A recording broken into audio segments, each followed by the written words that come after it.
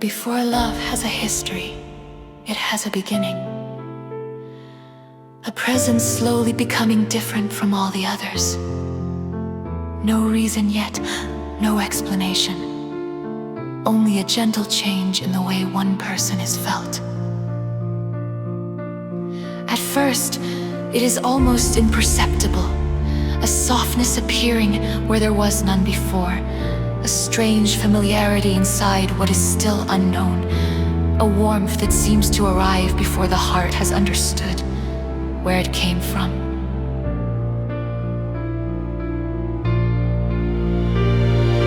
Nothing is claimed, nothing is promised.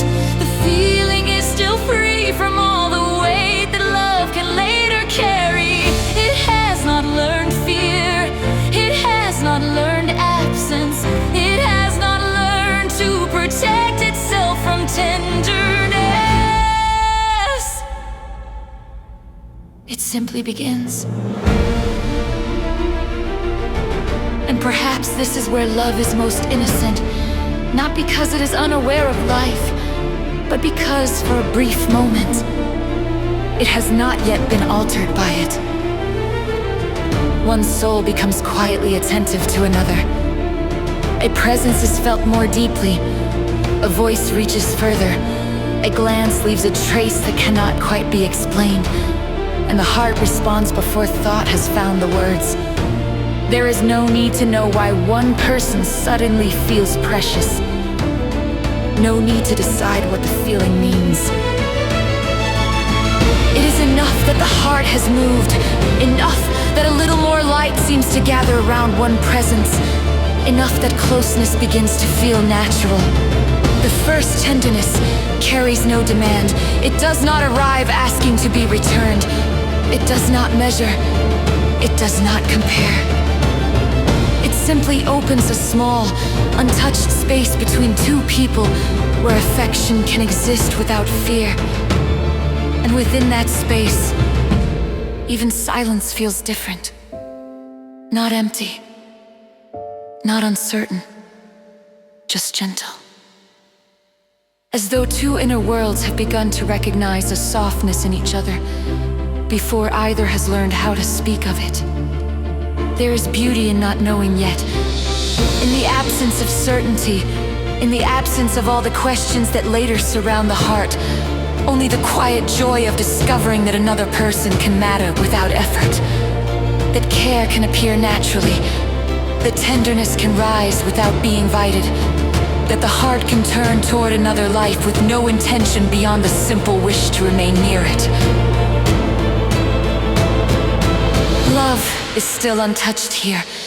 Before it becomes a memory, before it becomes longing, before it carries the fear of ending, before closeness is measured by what might be lost, it exists only in the present tenderness of two people beginning to feel each other differently. A little more deeply, a little more carefully, a little more dearly. And there is almost a sacred innocence in that first movement. The heart does not yet know the future. It only knows the warmth of the present. It does not know whether this tenderness will remain for a season or a lifetime. It does not ask. For now, another presence has become beautiful simply because it is there.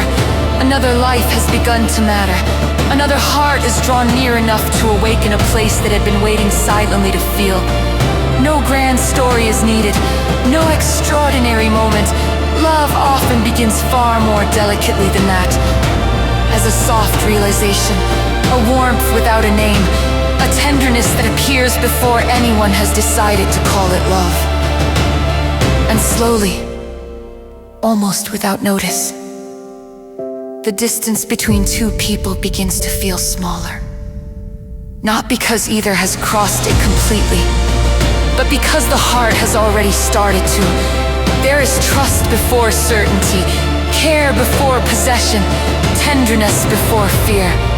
A purity that belongs only to beginnings, when nothing has yet asked love to become anything other than what it is. Two people still unknown in countless ways, and yet no longer entirely strangers. Two lives beginning to hold a little space for one another. Not out of duty, not out of need. Simply because affection has begun to bloom where there was once only distance. And for a while, that is all love asks to be. A graceful opening. A gentle recognition. The innocence of one heart discovering another, and finding, without knowing how or why, that it wishes to remain close. And let that first purity of love remain untouched, not as a memory to return to, but as a living openness within the heart. A place where love can still be felt before fear reaches it. Where closeness can still carry wonder without needing to be explained. Where the heart can still recognize that rare, almost weightless moment when another presence begins to matter. Before anything is demanded, before anything is lost, before love becomes burdened by all that may follow. And may that openness remain, still able to feel deeply, still able to receive, still able to be moved by another heart, so that the innocence of love is never entirely lost, but continues to live beneath every layer that life may add, clear, unguarded, and gently ready to open again.